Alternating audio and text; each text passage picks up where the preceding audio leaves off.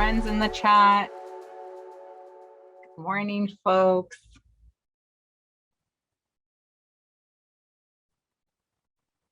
San Isidro and San Diego's in the house. I see them. Awesome.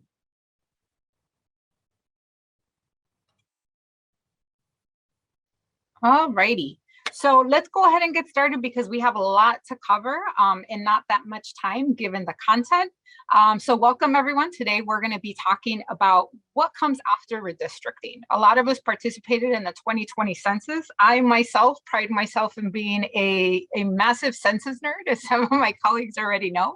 And so we did a lot, right, to ensure that our communities were counted, to ensure, and the message was consistently, it's important to make yourself count for two primary reasons, right? Representation and resources, right? And so we wanted to make sure that as we engaged in the redistricting process and as we took those census numbers, right, and divided up the congressional seats, the various districts across the country and across the state in California, that we actually followed up and let folks know what happened in the redistricting process. Why is it relevant? And then what comes next, right? Because we did this massive effort in 2020. And so there's naturally a journey for civic empowerment. And so huge thank you to all of our speakers today who are joining us. I'm really excited because we really are bringing some just phenomenal and very knowledgeable speakers and content for everyone today. So very quickly, again, welcome. My name is Lisette Escobedo. I am the Associate Vice President of Civic Engagement Advocacy for AltaMed Health Services. I've actually been with the organization for about 9 months now. It feels a little bit longer because, you know, as we start this very important work in a very important year, things move very quickly.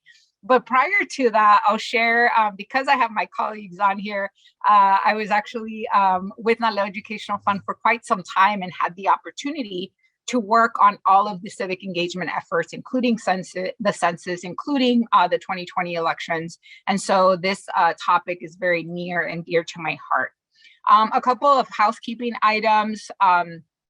We already asked folks to introduce yourself in the chat. Again, just want to get to know who we have in the audience. We do have a Q&A function.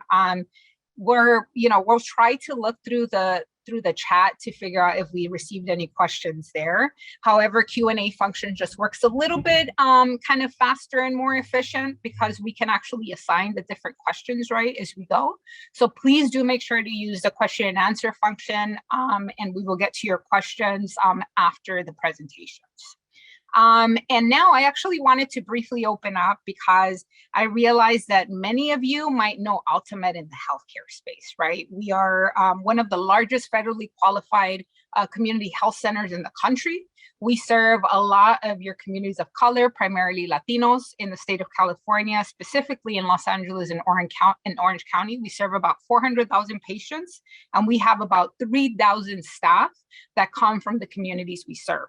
And so you may be wondering, what does AltaMed have to do with civic engagement? And so I wanted to open it up first that way. And then again, we'll go into kind of our topics just to share with folks why this is so important for our organization. And so I want to share just a brief 2-minute video where our CEO, Castro de la Rocha, talks a little bit about why AltaMed does this work. And then I'm going to go into a little bit of detail on that. And then we're going to go through the topics that we have scheduled for everyone today. So give me 1 second so I can share my sound. And let's get started with this video. Trusting our community health centers to encourage voting, it's nothing new. Health centers were originally... Oops, my apologies, folks.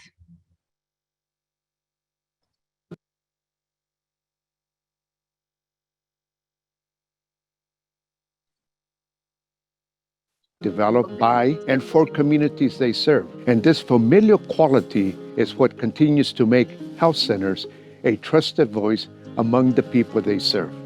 Civic engagement is not just about voting, but my God, I would love to have 100% of you not only register, but voting as well.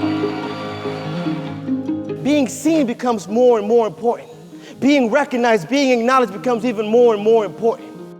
We cannot tell our patients and our community members how and for whom to vote, but we can show them the links among community health, population health, and the issues at stake. Community health centers do not only exist to provide medical examinations, their very foundation lies in supporting education, creating jobs, building up the prosperity of a neighborhood, and ensuring that no one is left behind. Asking our community members to vote means we're asking them to recognize that they have a say in issues that impact themselves and their neighbors. Issues like minimum wage, reproductive rights, affordable college and housing, the right to paid leave, climate change, and the healthcare model in which we take part, all of which can impact the demand for affordable healthcare services.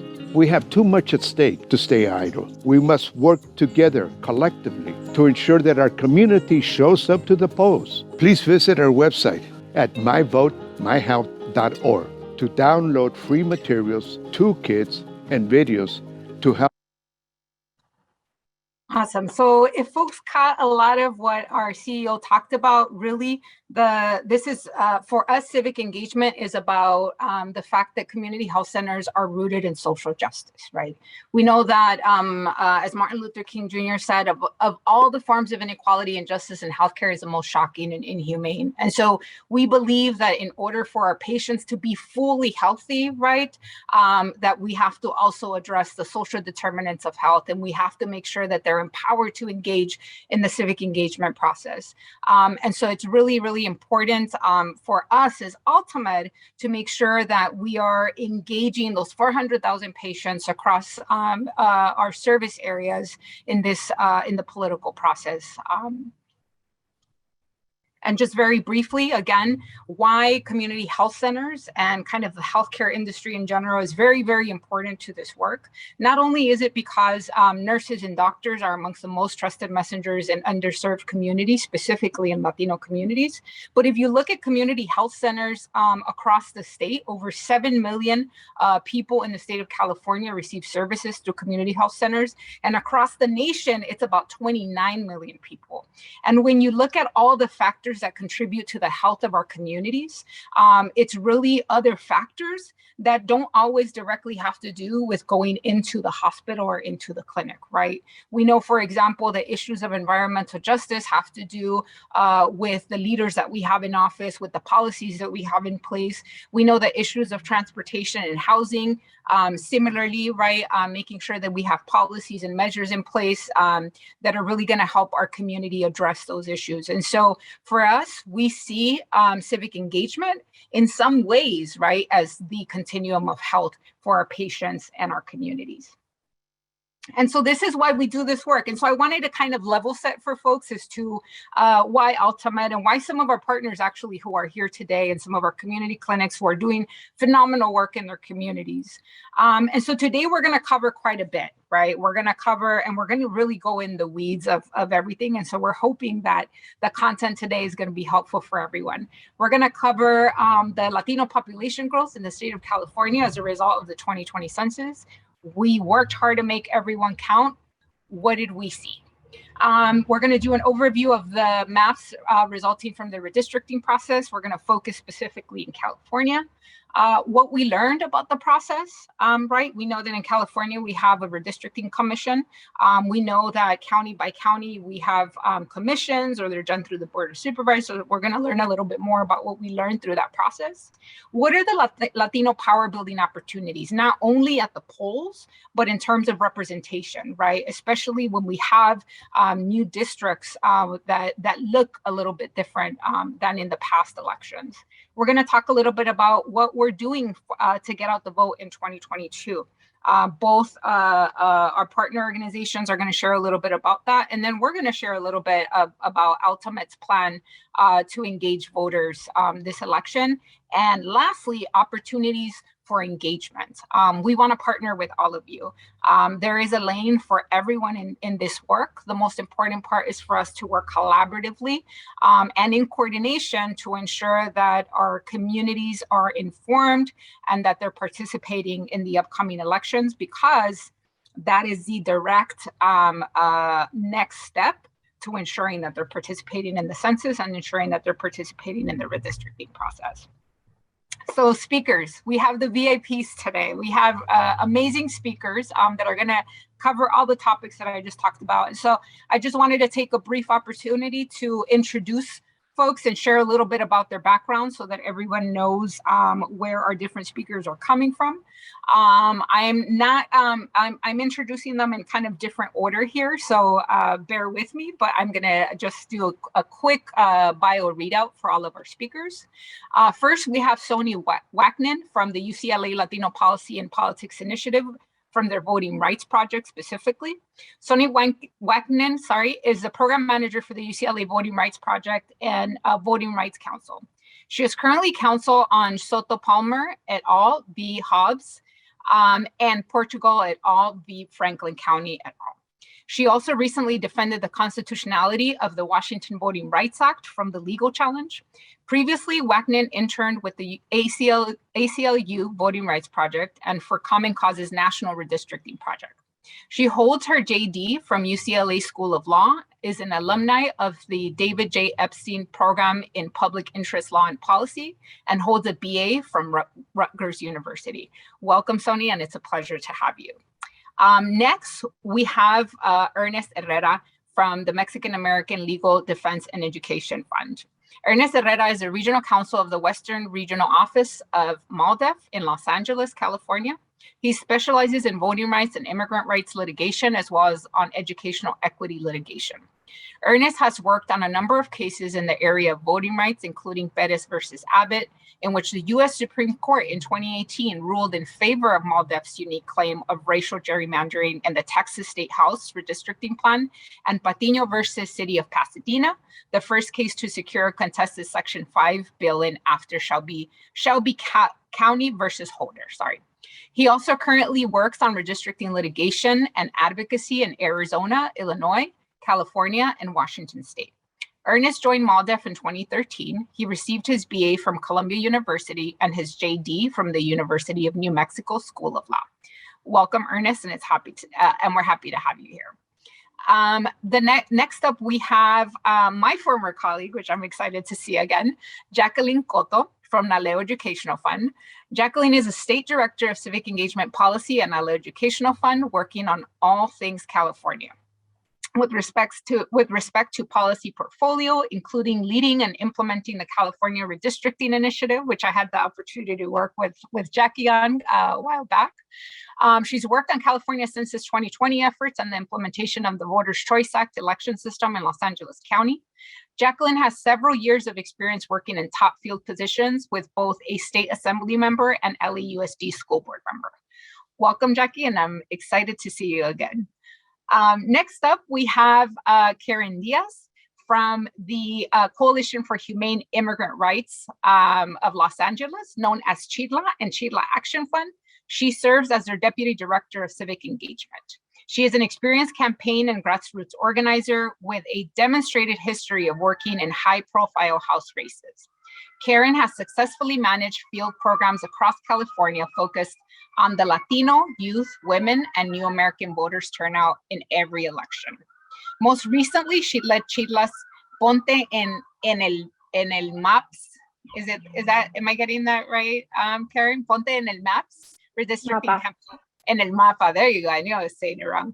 Ponte en el Mapa redistricting campaign engaging over 500 immigrants to make their voices heard in the redistricting process. As a documented immigrant from El Salvador, Karen organizes immigrants, women, and youth to build electoral power. Karen has a bachelor's degree in political science and communications from UC Davis. Welcome, Karen. I'm excited to have everyone here. And so with that, as folks see, we have just phenomenal presenters today. And so let's go ahead and dive right into the topics. And so first up, Sony, I'm going to hand over the mic to you to take us through your presentation, and feel free to share your screen. Great, thank you. It's such a pleasure to be here. I am, okay, I'm going to be able to share my screen now.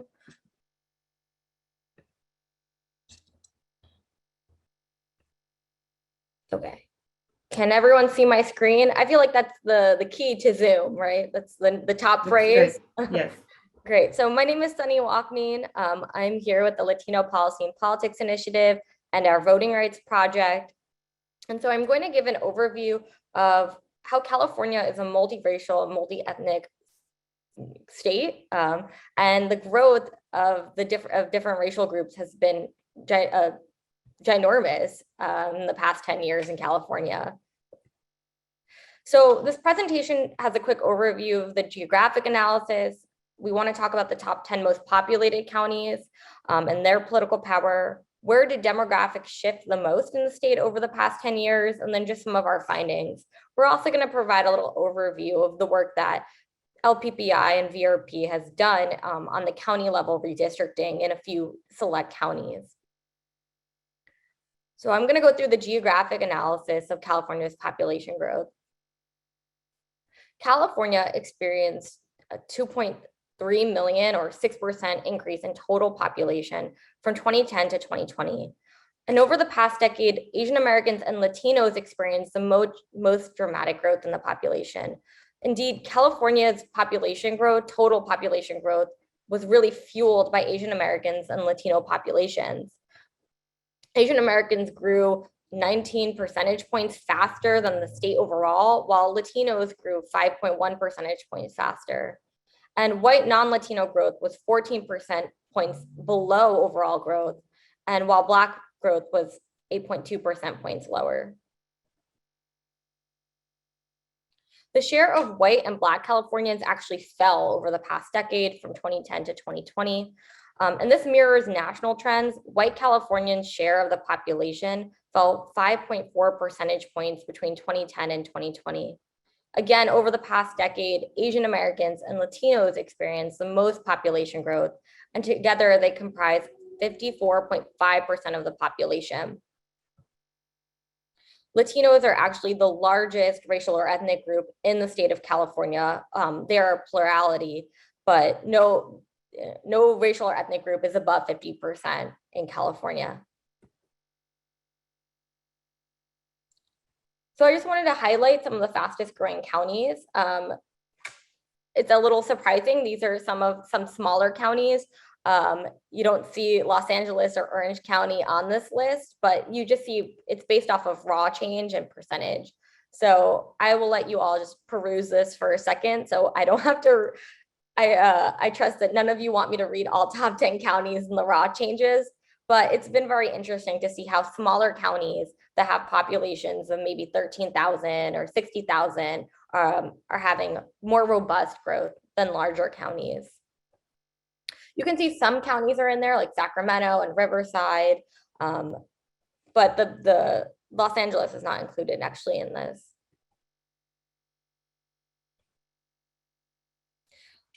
The counties in California that have been experiencing population decrease tracks with national trends. The decreases are in largely rural counties and agricultural counties.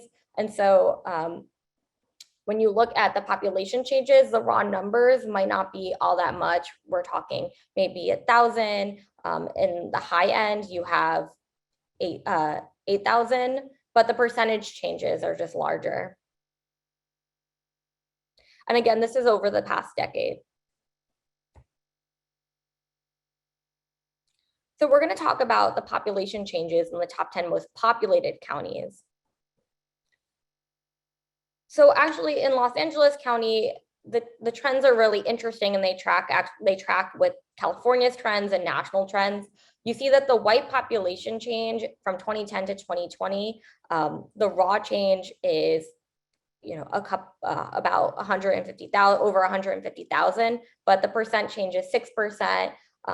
Black population in Los Angeles County has also decreased even larger than the white population.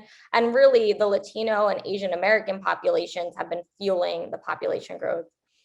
What is interesting and what I'd like to mention is that we actually don't have I would say we don't have a very great number or an accurate number in our opinion on the Latino growth or population changes because of the campaign and the very detailed efforts by the Trump administration to derail the census, particularly targeting Latino communities when counting people. And so while organizations have done an amazing job making sure people counted, I would just like to add that a little asterisk, which is it could be that the population, the percentages were either larger or smaller, particularly with the Latino population. And I know Ernest might be able, I know MALDEF did amazing work on the census case. So I just wanted to preface that. We have no real reason to doubt the numbers that came out of the 2020 census, but that is something that people should consider. Again, San Diego and Orange County both tracked with white decreases, but and in San Diego, there was a slim Black decrease. But in Orange County, every other population group, racial or ethnic group, besides white had actually grown.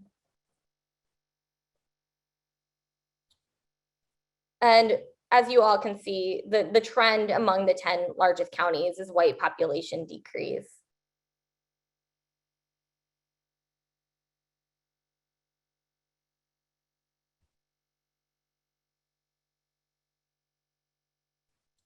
So I want to focus now on where demographics shifted.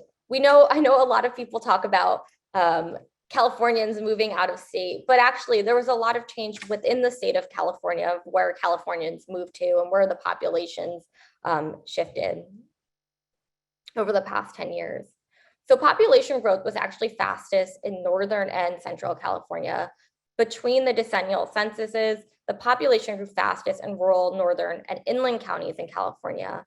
While the growth in the 5 largest counties, Los Angeles, San Diego, Orange County, Riverside, and San Bernardino, didn't match actually the growth in some counties in the Bay Area. Surprisingly, Los Angeles only grew 2% over the past decade, even though it's I believe it's the largest county in population-wise in the country. The Latino growth is mirrored the population in the larger growth. Latino growth was strongest in rural and northern counties. Between 2010 and 2020, Latinos grew fastest in more rural and northern counties. On average, Latino populations in California grew about 11%. I saw the 7, sorry guys. 11% between 2010 and 2020. And the Latino population grew faster than the state average in 45 of the 58 counties. You can tell why I'm a lawyer. I don't know how, I don't understand numbers. Latino growth in the 5 largest counties. In Los Angeles, the Latino growth actually mirrored the overall growth. In Los Angeles, it was 2%. The Latino growth was 2.5%. But in San Diego, Orange, Riverside, and San Bernardino, you had a lot larger Latino population growth. And then in Humboldt, Lake, Shasta, Sierra, Yuba, and Placer counties, you had very tremendous Latino growth overall. Latinos, based off of the 2020 census, are now a majority in 11 largely inland counties. In California, Latinos make up a majority of inland and Central Valley counties, many of which are agriculturally oriented. Latinos are a majority in 11 of the 58 counties, again, most of which were inland. And the Latino share in the 5 largest counties in Los Angeles, it's almost 50%. So they're almost a majority at 48%, and the largest racial or ethnic plurality in Los Angeles County. In San Diego and Riverside, they're about a third. In San Diego and Orange, they're about a third. And in Riverside and San Bernardino, again, they're in Riverside, Latinos are almost a majority, and in San Bernardino, they are the majority.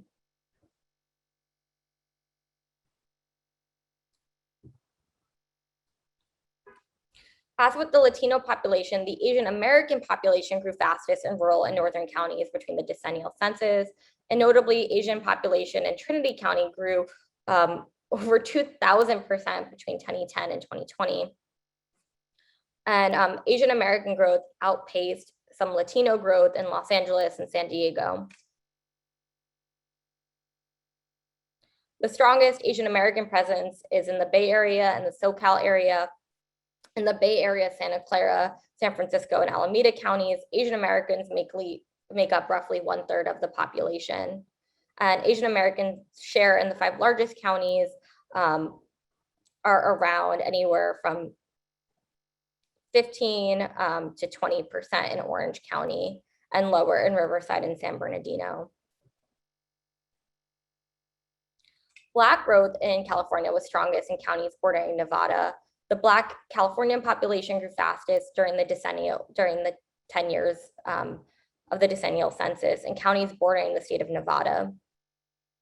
And the Black California growth in the 5 largest counties in Los Angeles and San Diego, actually the Black population decreased, and in Orange, Riverside, and San Bernardino, it increased. And the largest increase in the 5 largest counties in California for Black growth was in Orange County. Black Californians are clustered in what we call historically Black counties. These are just known as historic Black cultural centers. For example, in East Bay and the counties surrounding Sacramento. Black Californians are the 3rd largest ethnic group in Lassen, King, Kern, and Imperial counties. And the Black Californian share in the 5 largest counties. So in Los Angeles, it's 7%, in San Diego, 4%, in Orange County, about 2%, in Riverside, 6%, in San Bernardino, about 8%. As we said, the white population decreased in 56 of the 58 counties in California. There are only 2 counties that experienced positive white non-Latino growth, and that was Placer and San Francisco counties. The white population decreased in all 5 of the largest counties in California, 6% in Los Angeles, 5% in San Diego, about 10% in Orange County and Riverside County, and over 16% in San Bernardino.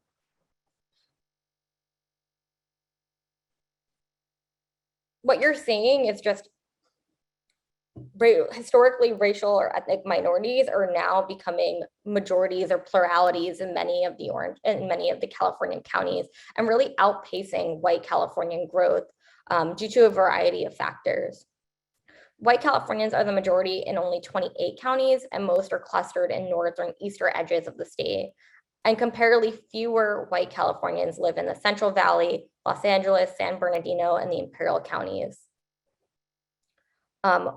White Californians share in the 5 largest counties. So white Californians are a plurality in all 5 of the largest counties. They don't make up a majority, but this is especially true in Los Angeles and San Bernardino, where they only make up 1/4 of the county's population. Now I'm going to talk about LPPI's redistricting efforts in California. So the LPPI Voting Rights Project focused our efforts on local and county redistricting. The reason why the Voting Rights Project was founded was really to address redistricting on the local level. So counties, school boards, city councils, maybe smaller jurisdictions that might not get a lot of focus, but as we all know, are tremendously important in people's lives. We work with partners who adjust redistricting of the Board of Supervisors in Orange County, Riverside County, Los Angeles County, and Yolo County. Part of our work on redistricting was issuing notices or white papers for Orange County, Yolo County, and Riverside County. These white papers varied in lengths and varied actually in the timing of when counties were about to adopt maps.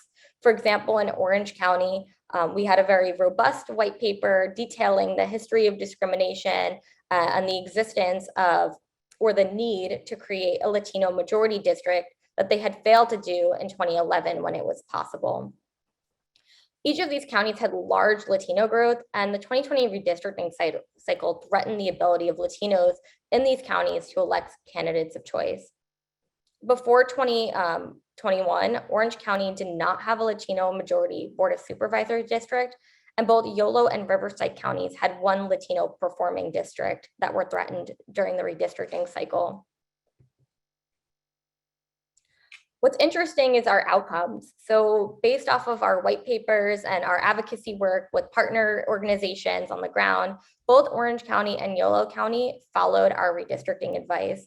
So in Orange County, they had created the first ever Latino majority Board of Supervisors district after the UCLA Voting Rights Project, LPPI, MALDEF, ACLU, and other organizations on the ground had done a lot of advocacy work to make sure that the county supervisors knew that not drawing a Latino majority district would likely violate both the Federal Voting Rights Act and the US Constitution. In Yolo County, the situation was a little different.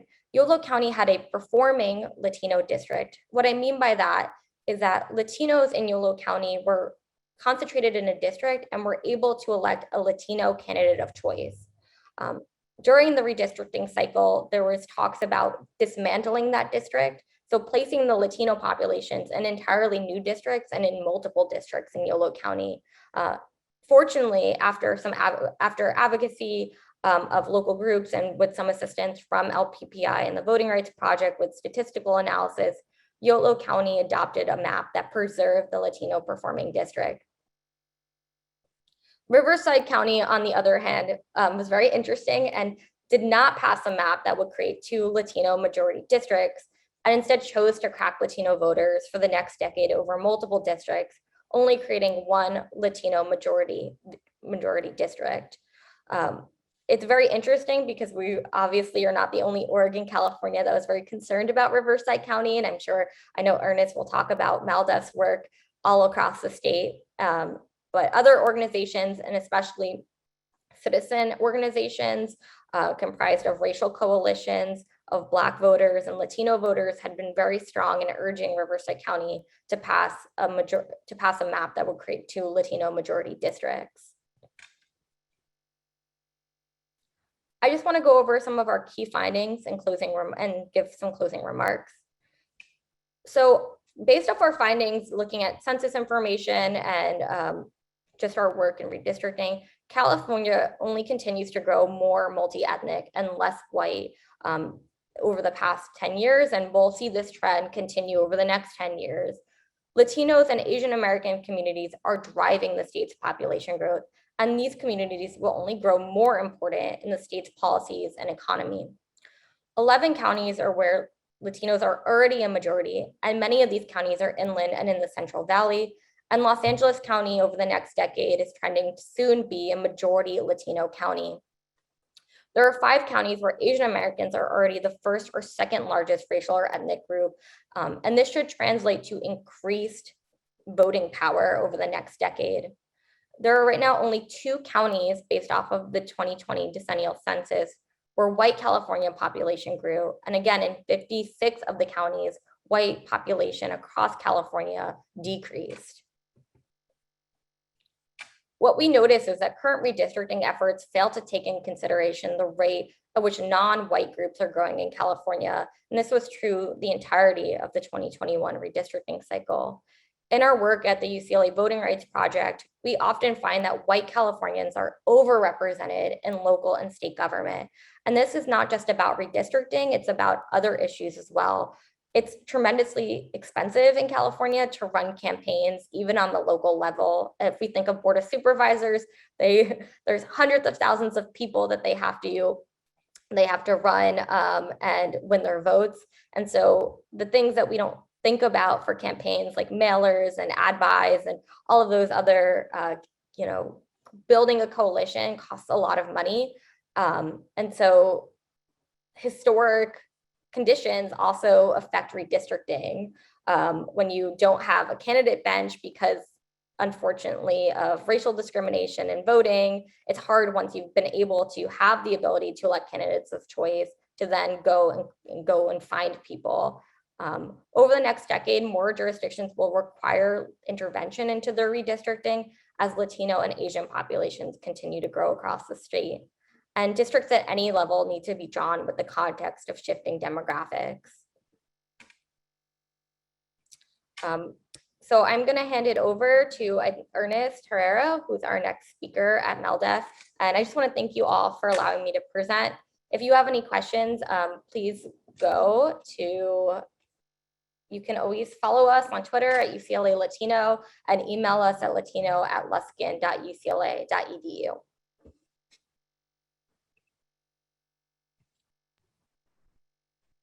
Awesome. Thank you so much, Sony. And so, yes, we're going to go directly to you, Ernest, to take us through what was the map process like, right? And just, just to briefly share with folks, I know Sony shared quite a bit, just a wealth of information. Really, what this is about is ensuring, as we talked about a full census count of our communities, we also talked about a fair and just redistricting process. Why is that important?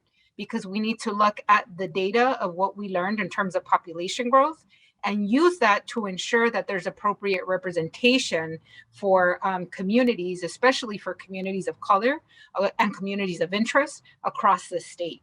And so when Sony talks about the fact that there is Latino opportunity districts or an area where there could have been and there wasn't, and why there's litigation potentially happening there, is because really the commitment in the redistricting process is to ensure that it is fair and just. So it's important to keep that in mind, right? The fair and just, because we're going to talk about that throughout. And so with that, Ernest, I will hand over my invisible mic to you, and feel free to share your screen. Thank you so much, Lisette, and thank you, Sunny, for that information. I'm really thankful to I'm grateful to AltaMed for inviting us to speak today.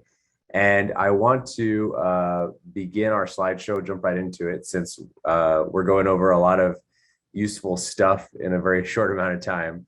Let me grab my presentation here. All right.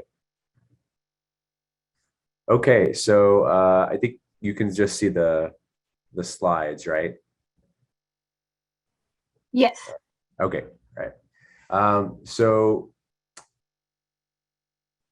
in 2021, our redistricting process was a little delayed, of course, because of how late the census data came out. The census data that we needed for redistricting did not come out until August. So it was a mad scramble all across the country for jurisdictions. And so I want to go into that process for how California did its redistricting for United States congressional seats, California's state assembly, and California's Senate. And then I'm going to talk a little bit about Los Angeles County Board of Supervisors and Orange County Board of Supervisors. A little bit to introduce myself, as Lisette said earlier, I'm in the LA office, which handles the geographic region covered by the Ninth Circuit, the federal Ninth Circuit. So those are all of the states on the West Coast. And so besides California, we also work in Arizona, and we also work in Washington State. I'm actually working on a case with Sony there in Washington State on redistricting. Well, we jump right into it. So just as an introduction about MALDEF, for those of you who are unfamiliar, MALDEF was founded in 1968, and we're the leading Latino legal civil rights organization. And we work on areas of advocacy in immigrants' rights, employment, education, and political access. Now, we have developed a specialty over the years of offering GIS and mapping assistance to communities. And so this is where one of our specialties, but it is something, the kind of work that we cannot do without support from people who have faith in us in the local communities, and people in the local communities who give us input and let us know what's happening all across, especially a state like California, all across their different communities.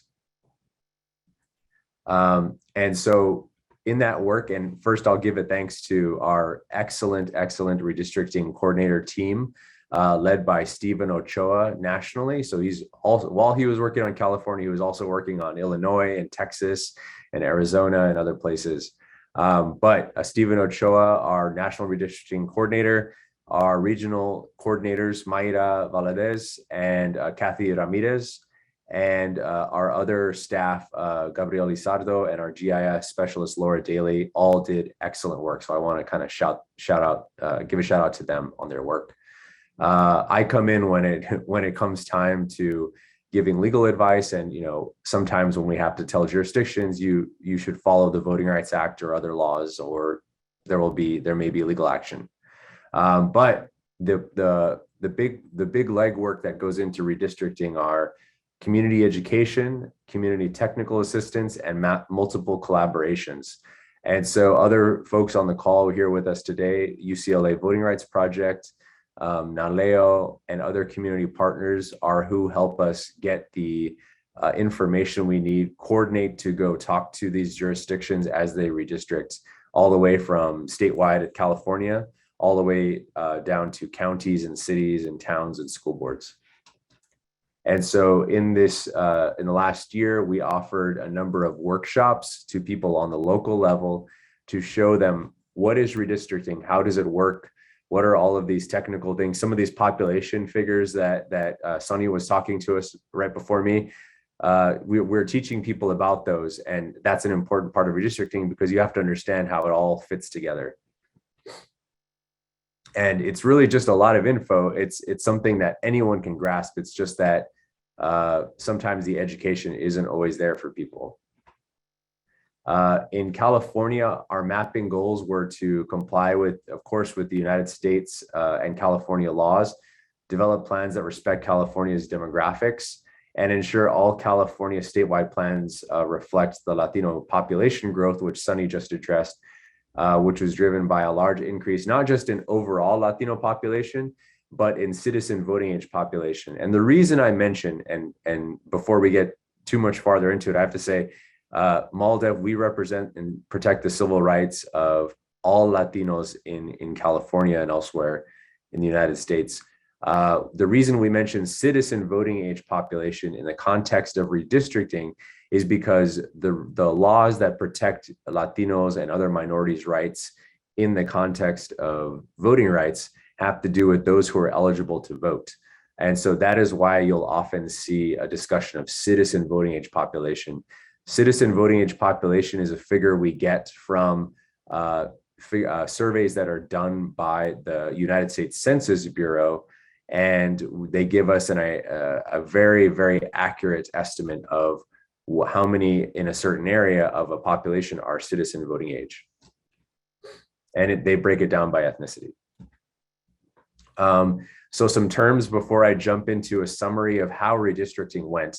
A Latino majority district, when I mention it, as I said, we're using a district in which Latinos comprise 50+1% of the citizen voting age population. It may be mandated by the VRA dependent on racially polarized voting analysis. So there are some other statistical, technical things we have to look at, but that is one of the big steps in seeing whether the Voting Rights Act, the Federal Voting Rights Act, is going to require a district to be drawn in a certain area. A Latino Opportunity District is a district in which Latinos can effectively elect a candidate of choice. And a Latino Influence District is a district in which Latinos are not a majority of the population, but can still substantially influence the election or the decisions of an elected representative. Now, statewide, I'm going to talk really quickly about the process. You're probably familiar if you've paid attention to redistricting, but statewide in California, the ones who draw our maps for House of Representatives, for California State Assembly, for California State Senate, and the State Board of Equalization, those are drawn by a commission, and that commission is made up of 14 members, 5 of whom are Republicans, 5 of whom are Democrats, and 4 who are not affiliated with either of those parties. And their deadline, and well, rather the CCRC last year, right after Christmas, released their final report on final adopted maps on December 26, 2021. And the Secretary of State certified final reports on plans on December 27, 2021, which is what the Secretary of State has to do right after that. So unless there's a referendum petition filed in 90 days, those will be the official maps. Now, I'm just going to show you a big picture here because there's too many places to go into in this short a time. But just to give you an idea of what it looks like statewide, that's our congressional map. So these are the districts that California will use to send people to United States House of Representatives, to Congress in DC. And we are looking as a zoom in here at the map as it is in down here in Southern California. And we have, you can see here, Long Beach, LA, and going down So next, I'm going to show you what the results were, and I'm going to give you a very broad overview here. In the congressional plans, the benchmark plan, meaning the plan that was in effect last decade up until now, there were 10 in California. There are 10 districts where there were Latino citizen voting age majority districts, meaning there were only 10 districts where Latinos were the majority of eligible voters. MALDEF and Aleo and others pushed a plan, or MALDEF pushed a plan that was 16, that asked for 16. And sure enough, in the final result, the final CCRC adopted plan, there were 16 Latino citizen voting age majority population districts, voting age population majority districts. In the assembly, and sorry, to go back to this, and I want to go over some of the areas where there are these new districts. And there are new districts in the Central Valley and in the Imperial Valley. So those are areas, and in Los Angeles County. So just to keep it very broad, but Latinos have now, of the California's congressional districts, 30% of those districts now, just about approximately, are Latino citizen voting age population majority. And the California Assembly, here's another big bird's eye view of the map that was passed finally. And the summary is there were 17 Latino CVAP majority districts in the old plan last decade. And after, during redistricting, MALDEF pushed for 24 Latino CVAP majority districts. And in the final CCRC adopted plan, so the final commission plan that will be our effective map unless it's challenged, there were 22 Latino CVAP majority districts. And in the California State Senate plan results, there were in the last decade 7 Latino CVAP majority districts. In the MALDEF plan, we pushed for 11. And in the final plan, there were 10 Latino CVAP majority districts. So before I go ahead to our counties, I just want to say overall, and the adopted map has those 10 majority districts for the state Senate in the northern Central Valley, the southern Central Valley, San Fernando Valley, San Bernardino, Inland Empire, Gateway Downey, Inland Empire, Riverside, the 710 corridor, and Orange County and San Diego. So I think the broad takeaway here is that, as you could see, not all of the districts that were asked for by MALDEF got drawn. But something to note about the process was the commission in November and December, were still not going to draw as many districts as they finally did. It was only because of advocates like Naleo, like MALDEF, pushing the commission to draw more Latino CVAP majority districts that they finally drew them. And it was also with the input of citizens asking for Latino population growth to be respected in those maps that the CCRC finally included that. So overall, MALDEF is pleased with the results, and Latinos now have a greater number of districts in which they can elect people, have an opportunity to elect candidates of their choice to California State Senate, California State Assembly, and to the United States Congress. But again, never being complacent, because this would not have happened if it wasn't for people pushing for it and for advocates pushing for it and offering assistance and working together. Now I'm going to move on to the LA County Board of Supervisors redistricting. In LA County, our Board of Supervisors, I'm in LA County. The redistricting is done by an independent commission. And the final plan was adopted on December 15th, 2021. And this is what the final plan looks like. Now, the benchmark plan, meaning last decade's plan, contained only one majority Latino CVAP district, and that was District 1. Now there are two. So the final plan that was adopted in December contains two majority Latino citizen voting age population districts. There is District 1, East LA, and District 4, which we call the Gateway Long Beach Torrance districts. And in, as Sony was discussing earlier, a lot of people were paying attention to, and MALDEF, NALEO, CLC, I'm sorry, not CLC, ACLU and UCLA were looking at the, and there were also a lot of local advocates, such as members of LULAC and other community leaders who were saying that Latino population growth in Orange County needs to be recognized when it comes to electing a board of supervisors. So there was not a Latino majority district drawn, and there was not one that existed last decade. But because of all of the advocacy, and there was one finally drawn in November 22nd, 2021. So before I show you the results, I'm telling you that MALDEF and NALEO actually supported the drawing of a Latino district, and we submitted a plan to the Orange County Board of Supervisors. The Orange County Board of Supervisors does not have a commission that is independent that draws their plan. They draw it themselves, which is kind of the default way of doing it when you're talking about legislatures or boards or counties. So they drew it themselves, and they had to be, again, pushed to make sure to include a Latino majority district.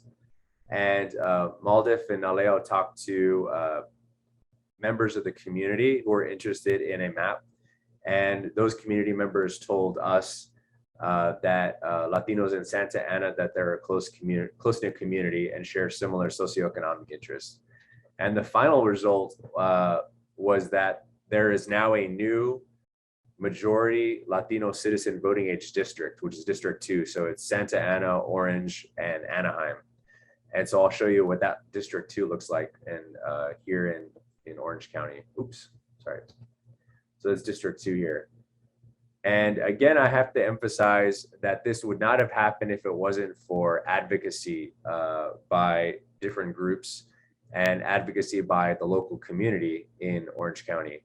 Now, something to pay attention to that is still going on in Orange County is the Board of Ed. So I won't go into that too much, but just to say that it is something to pay attention to. And more broadly speaking, even though the results statewide were good at the end of the day, there are still cities and other jurisdictions such as school boards and public utility districts in California that are still redistricting. So if you don't, if you're wondering about that in your town, in your school board, in your school district, you should go look. And I encourage you to reach out to MALDEF, reach out to me, and I'll put my email here. Reach out to me with questions. And if there's a result that you think the community is not happy with, or if there's a result, or if you're still watching redistricting happening, I encourage you to reach out to MALDEF and we will lend what assistance we can. So that is, I think I'm almost out of time here. I think I have a minute left, but thank you. I don't know if there's anything else that we wanted to address on this. No, I think we're good, Ernest. Thank you so much. Again, a wealth of knowledge. I know I'm getting texts from colleagues saying that they're in kind of class mode, right, as they're learning all of these things. And so hopefully as the presentation goes on, everything kind of goes full circle for folks. At AltaMed, we were excited to actually provide public comment. We engage in a public comment process for the state, for Orange County. And so it was really exciting to even engage some of our patient leaders, right, and kind of go through why their voice is important. And I think Ernest really made that very clear for us, that public input, organizational input, and advocacy from organization is always critical in the redistricting process. And that even though once we get right, maps from the redistricting process, in many instances, it doesn't end there, right? Because we need to continue to request for accountability from the counties, from the state, from our elected officials as well, to ensure that the process is always fair, just, and representative of our communities. Right, And yes, go sorry, ahead. if I can add really quickly, and I think someone else will get into this, but we always throw in when there is a new Latino district, whether it be congressional or whether it be in the state assembly or the state senate or in your county, think about, is your community finding someone who will run to represent the Latino community, or who the Latino community can support and say they're representing our interests and our needs. So that is the next step, even after all of redistricting, which is still being finished up here. Something to think about. Thank you. Absolutely. And with that, that is a great segue, because we have my colleague here from the National Association of Latino Elected and Appointed Officials Educational Fund. And so again, a quick call out, right? Sometimes us as community leaders don't always see ourselves as potential candidates, right? As potential appointments for certain positions.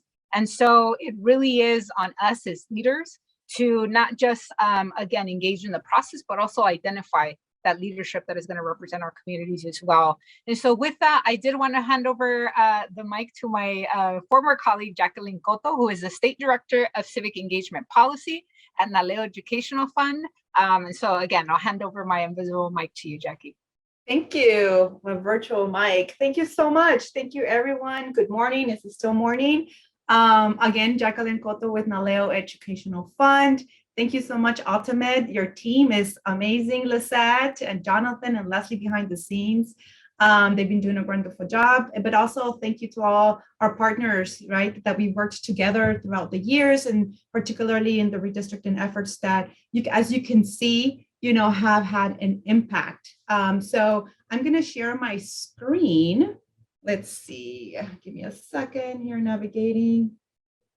Navigating the system.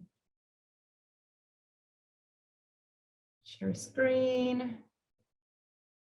All right. Thumbs up if it looks good. Yeah, thank you. So, given the short time that we have, I'm going to be discussing a little bit of what my colleagues have already said. I'm just going to go a little bit more into detail. So I think, Ernesto hit a lot of the topics that I'm going to cover. But we're going to review about our redistricting efforts, what we did as an organization, and what we learned about the redistricting process as we went along. And from that, how do we empower the Latino community and the Latino leadership? So a little bit about NALEO Educational Fund. We are the nation's leading nonprofit, nonpartisan organization, and our mission is to facilitate the full Latino participation in the American political process, from citizenship to public service, right? So that means that here at NALEO, one of our, based on our mission, engaging the Latino community in the redistricting process was one of our top priorities this past 2 years. All right, so our redistricting initiative was primarily engaged at the state level of redistricting, which is for state legislature and the congressional districts. We launched our Latinos Draw the Lines campaign to mobilize the Latino community to participate in the redistricting process. And through our initiative, our redistricting principles and priority were to ensure that the California Redistricting Commission reflected the diversity of the state's population, right? The population, we know that we are up and growing and up and coming, right? So that including us engaging in the creation of the 14-member commission since 2019, and advocating for Latino representation so that there were Latino commissioners sitting, and being part of the commission. So we had 4 Latino commissioners as part of, that were engaged in the redistricting process. So that was a huge win for us. We advocated to ensure that the commission drew lines, drew maps that provided Latinos with a fair opportunity to elect candidates of their choice. We ensured that they were in compliance with the US Constitution and the Voting Rights Act, that was a top criteria, and that respecting the communities of interest was also a high priority in the redistricting process. We advocated to the commission to ensure that redistricting was fair and transparent, meaning that there was opportunity for public engagement to have access to participate in the process. And as Ernest mentioned, in partnership with MALDEF, we mobilized the community to participate in the state's redistricting process. We conducted webinars, we had workshops, we offered technical assistance, we reviewed the draft maps with them, and we also worked with other partners in coalitions, and we engaged in unity mapping efforts. So that was our campaign for over 2 years, that we brought into the redistricting process. It was a top priority of us. What we learned, what did we learn about the redistricting process? It's a lot. I learned from the redistricting process as we went along. We know that the Independent Redistricting Commission is fairly new, right? It's new for a lot of us. For the state, this is the second independent commission leading the redistricting process. That's barely coming into this. So they had the first one in 2011, 2021 was barely the second one. For LA County, we had the very first independent commission to ever lead this effort. So the commissioner themselves are also learning as they go along, and they need us to help them navigate the process. Those of us who have already done it 10 years ago, the process is complicated. Most of us are just diving into understanding the intricacies of it, from the process of selecting the 14-member commissioners, right? They need to hire their staff, their consultants, and their counsel, to how do you redraw the district lines and everything that goes in between. So it goes through, the redistricting process goes through different stages for over 2 years. And a big component of it is public engagement, right? We are functioning during a time of the pandemic, which made some of things easier, and others not so easy. So, for example, the hearings had to be held virtually, which allowed for times for like a bigger outreach and expanded public outreach across the state. But the commission had to be creative with the logistics on how to do that, how to outreach, to the community, how to engage them in a virtual space, right? And so, in that, we learned that the mapping process, right, is complicated as it is.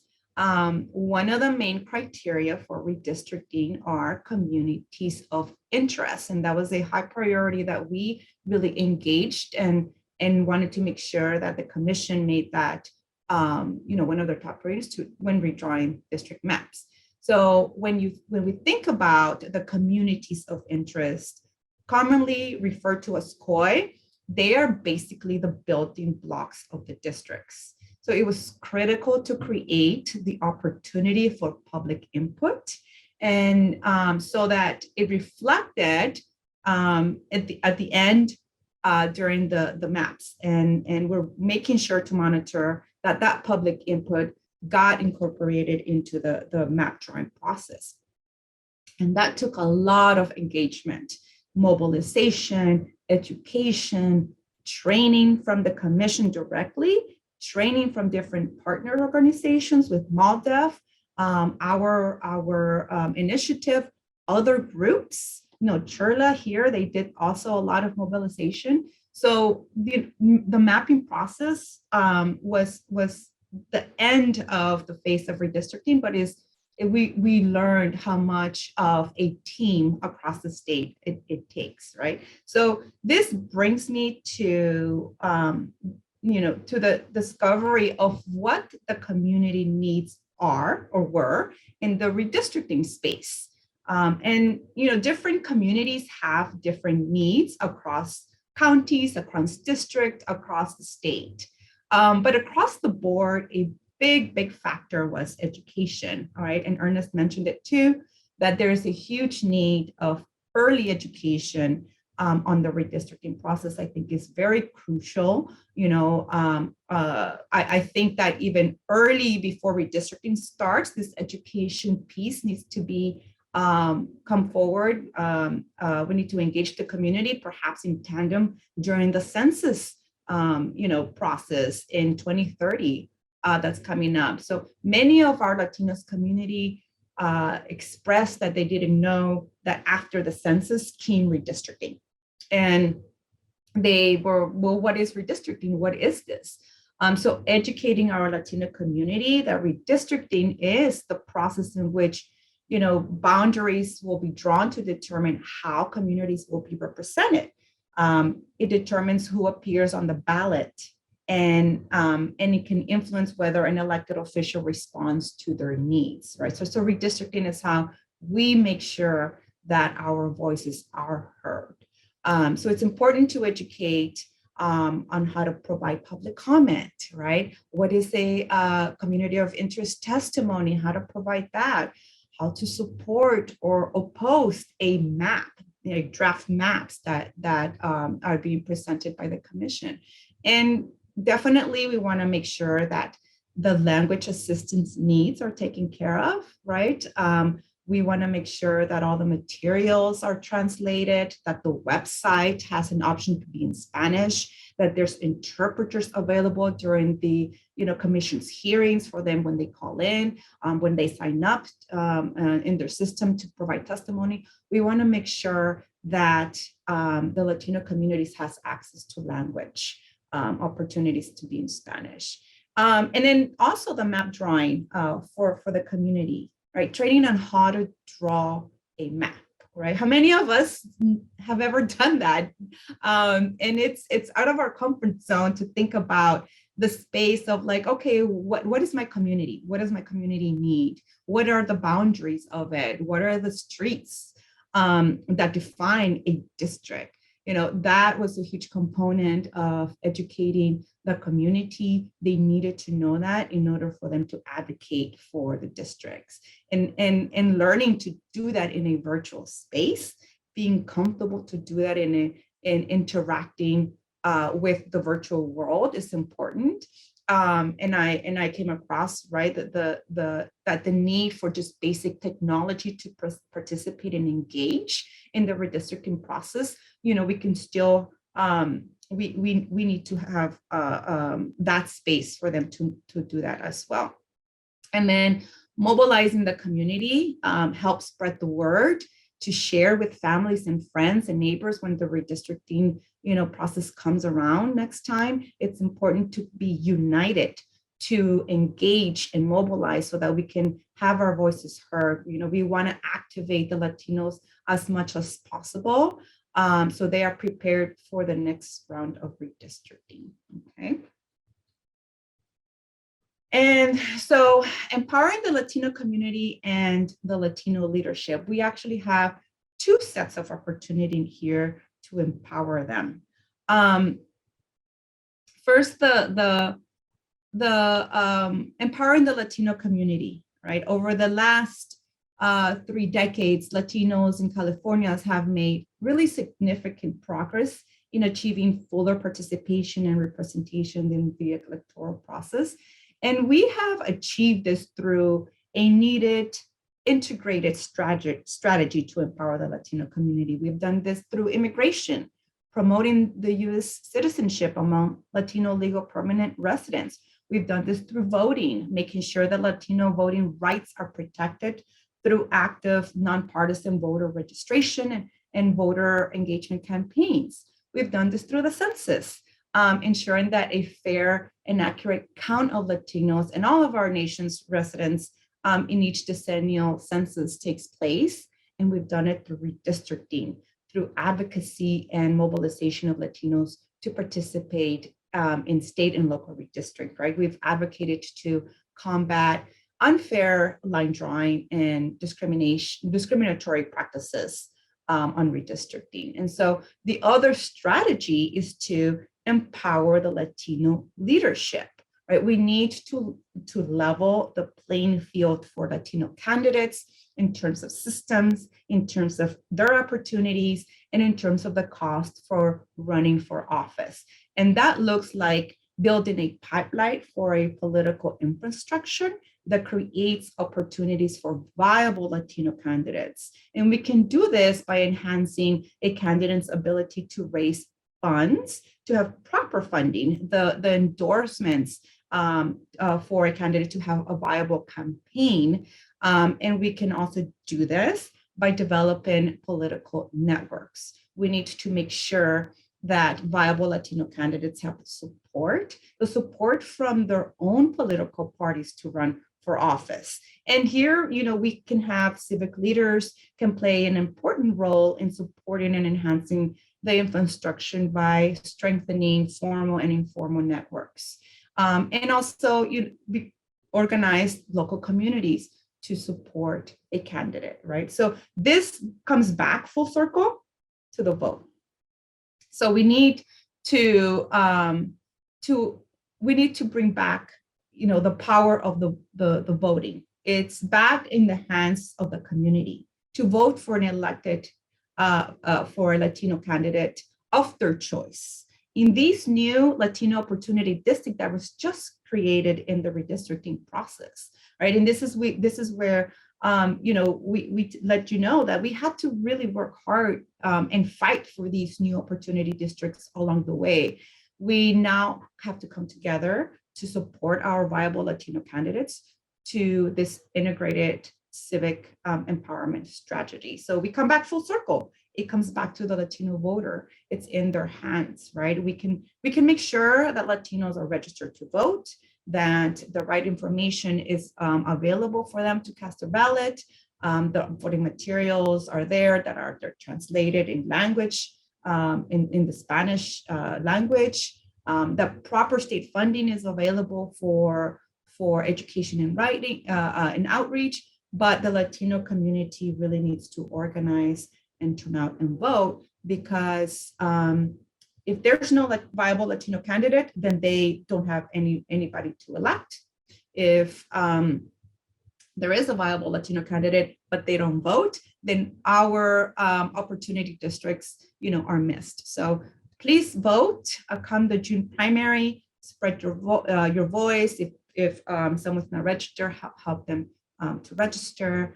And this concludes my presentation. My contact information is here, but I know that I think I'm on time, and I'll hand the mic back to my colleague Lisette. Thank you so much.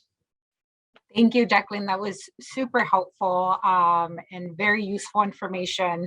And so with that, to continue to bring this back full circle, Jacqueline left us with the importance of voting, and we're going to continue with the importance of voting by now turning it over to my colleague Karen Diaz, Deputy Director of Civic Engagement at CHIDLA, to tell us a little bit about what CHIDLA is doing to engage voters and get out the vote in 2022. And so with that, I will pass over the virtual mic to Karen. Thank you. Good afternoon, everyone. Again, Karen Diaz with CHIDLA, and let me make sure that I'm going to be sharing my screen.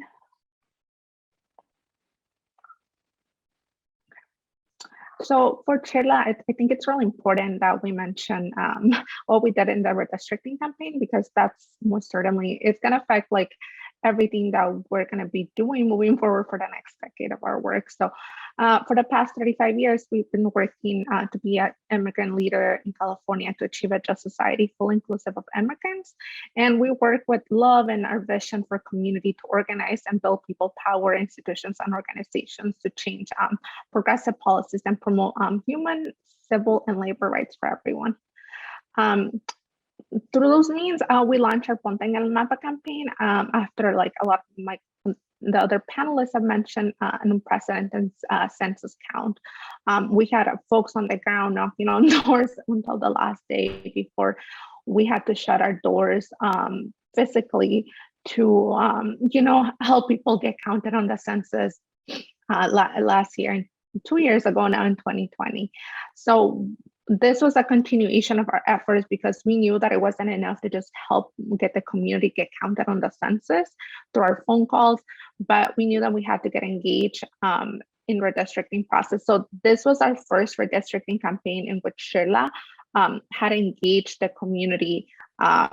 So we put this campaign as a continuation and talked to the community about how the elected leaders they should remain aware about the priorities for the immigrant community, regardless of our immigration status. So what we really wanted to do was to set 3 goals for ourselves. The first one, which is our priority, was to engage and educate Shirla staff, voters, and members of the immigrant community in the redistricting process, while we were also strengthening new citizenship, Latinos, and English learners, youth, and women representation by building sustainable long-term equity-centered policies and districts at the federal, local, and state level. And last, we wanted to make sure that we did this all through meaningful collaboration and relationships with other partners. So we work with MALDEF, NALEO, and other organizations. We were part of a coalition space in Orange County with OSET, who led the People Redistricting Alliance. So this was really key to making sure that not only Latino community was well represented and gained representation to this process, but other community members and other races and groups and ethnicities also shared our representation with us. So for us, our community of interest is our Latino community, our immigrant families, our English learners, undocumented college students and high school students. You can see in that picture that we have right there is one of our high school students. Her name is Emily, was able to participate in one of the few in-person public hearings for LA County, sharing her testimony and a story of self. And this is all because our community members want to achieve, our mission is to achieve that citizenship. And this is something that we have been working really hard, especially with the new opportunities of the current administration. So throughout our work, we engaged and hosted over 21 redistricting workshops in which over 500 people attended. But we knew that we couldn't reach all of the immigrant community to build this power that we needed to do that was long-term for our Latino communities, which is why we launched a survey in summer to make sure that we reached out to more folks. Through this survey, we were able to collect over 1,000 testimonials for residents in LA County, as well as Orange County and other regions across the state, where a lot of our partner organizations and grassroots organizations didn't have the capacity to reach out to them. So beyond the scope of the work, we also had over 37 community members participate in public hearings, providing testimonies virtually and in person. We wish that it could have been more community members, but there was a lot of technology challenges, especially with the State Redistricting Commission. And it's one of the things that Jackie mentioned, we have to create more opportunities for our community to participate because a lot of this was virtual and a lot of our community lacked technology and we couldn't support them in person throughout this past 2 years to do that. So we launched a lot of in-person events. Some of those events you can see was our Amy Power event, where we provided mask and safety equipment to all of our community members and blew up draft maps to get their feedback so that they can put themselves in the map and be the ones that are leading the decision-making process for our organization. So I'm gonna be sharing a link so you can see more about the work that we did as we were collecting the surveys and the testimonials.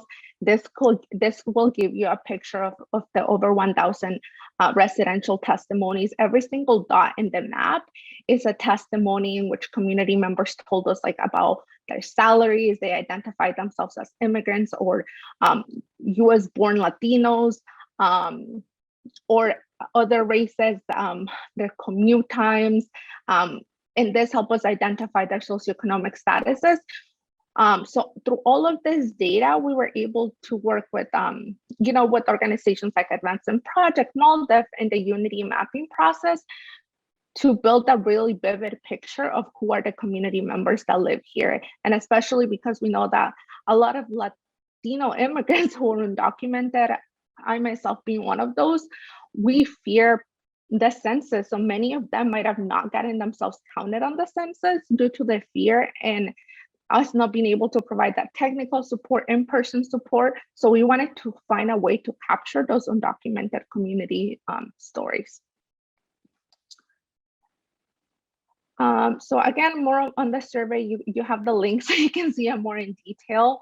But through all of this, what we were able to build is really important that we showed you what was all the work that was done ahead to see what was actually won. So through this opportunity is one of the districts that our community and Chirla advocated very heavily was for the Assembly District, which is now Assembly District 39, which created a new Latino opportunity district. This was really important for our communities. I myself, after immigrating from El Salvador, came and lived in the Antelope Valley. So this district was really personal to me and to a lot of my family still lives there. Now they'll have for the first time an opportunity to elect a Latino candidate. And this was possible by connecting the communities of the High Desert in the Antelope Valley. And this was something that the commission hadn't originally drawn. So through a lot of advocacy and testimonials, night after night, we were able to achieve this new opportunity for the Latino community. And this is something that we're really proud of. But it wasn't all wins and opportunities. Some of the things that we still are gonna face challenges for the next 10 years is even in like an area where there is a lot of Latinos in the community, and that is in the San Fernando Valley, where in a last minute decision, literally 48 hours or a little less than from when the maps were approved, the commissioners decided to draw a really strong Latino district in AB 43, thus weakening the district AB 46. And this is something that our communities are going to have to live the consequences of this. You know, our communities came out and testified throughout the summer, drew their COI maps on the We Draw Our Community CA drafts. They testified. And right as the communities and the organizations, a lot of nonprofit organizations shut down for the holidays, this change happened the weekend after. So this is how we're going to live through the repercussions of the Latino community. But, you know, this is why we're going to continue organizing. And our plan for 2022 is to have an academy in which we're going to do our power building. And we're going to have a power academy in which we're going to take community members, regardless of their experience, their educational levels, the language that they speak, and we're going to train them to be the next generation of leaders that are going to help unleash their power. So we're going to be teaching them buckets of field, digital organizing, communications, marketing, fundraising, and policy and advocacy, because we want to make sure that it's not just us who are doing the work, but we're expanding the capacity of the people that are going to be doing this work. So these are Chirla's primary plans, but we also have our sister organizations, Chirla and Chirla Action Fund and the Immigrant Political Power Pact. And again, this is just for informational purposes, where we're going to be doing candidate endorsements, candidate supporting the pipeline of candidates that are Latinos through the new districts that were created.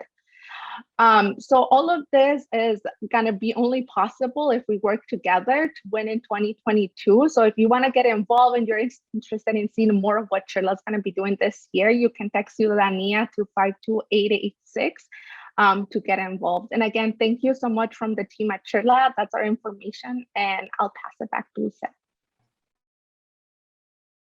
Thank you so much, Karen, for that and for all of the work that Chirla does. I remember back in college, Chirla was the organization that you went to do GeoTV work for and kind of organize for. And so excited to be partnering with you all. So we have about a minute left, and we covered a lot today. And so hopefully, you know, really what we wanted to present to folks is just a sense of, one, what we saw with what we all did with the census. Two, what does that mean for redrawing of the maps? And then what do the maps mean for representation for our communities? And then last, what can we do to ensure appropriate representation for our community? And so hopefully folks got that full circle. Just very briefly, I do want to share my contact information and just share with folks, you know, at AltaMed, although our civic engagement program is relatively new, our efforts are really to ensure that our 400,000 patients in both LA County and Orange County are engaging in the civic engagement process, specifically in voting.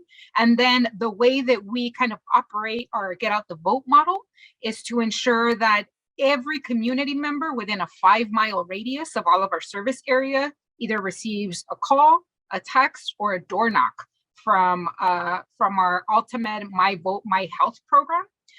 And then in addition to that, just very briefly, for organizations who might work in healthcare, for community health centers, we do develop quite a bit of materials and toolkits that your clinics can use to ensure that you are also engaging your patients and folks that come through your doors.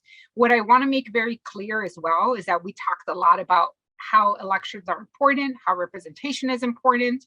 And you may be thinking, my organization is either in another kind of line of work or a little bit smaller, and you know, pulling together a whole GOTV program is a challenge. And what I want to say is that all of the organizations that spoke today have this information at your disposal and the tools, right? So for example, if folks want to just make a one-pager available, that is something, right? If folks just want to have a poster available at all of their sites, that is something to ensure that we're getting the message across. And so again, wanted to stress how important that is. At AltaMed, we're actually going to be engaging on GOTV targeted operations in Orange County, in LA County, and a lot of the areas that folks talked about. Specifically in LA County, we want to partner with folks in Southeast LA for the new congressional district seat there, as well as the city of LA. We have a mayoral campaign that is super important. In Orange County, we'll be engaging in a lot of the areas that have competitive congressional races, where there is AltaMed presence and there is an opportunity for Latinos to make the difference and really have an impact in the work. And so with that, I do want to provide, and actually we didn't receive any questions, which is great. There's no questions in the QA function. Let me check briefly in the chat, nothing there either. And so everyone will receive a recording of this presentation. And actually, let me put up my contact information in case folks have any questions, or you want to partner with any of the organizations that were here today with AltaMed. Really, it's going to take all of us in doing this work together to ensure that what we did for the census, what we did around redistricting, ultimately leads to ensuring just and fair representation for our community by way of elections. And for those folks who might not be eligible to vote this election cycle, there are other ways to engage. You can volunteer, you know, and Karen talked a little bit about their power building programs. You can volunteer, you can make calls, you can text, you can knock on doors. There is a way for everyone to get involved, in every type of organization to get involved in this work. So with that, I want to thank all of the speakers for today. Again, just a huge wealth of knowledge. Everyone will receive a recording of the presentation. We look forward to working with all of you, and onward to the primary in June, mark your calendars, and to the general election in November. Thank you, everyone.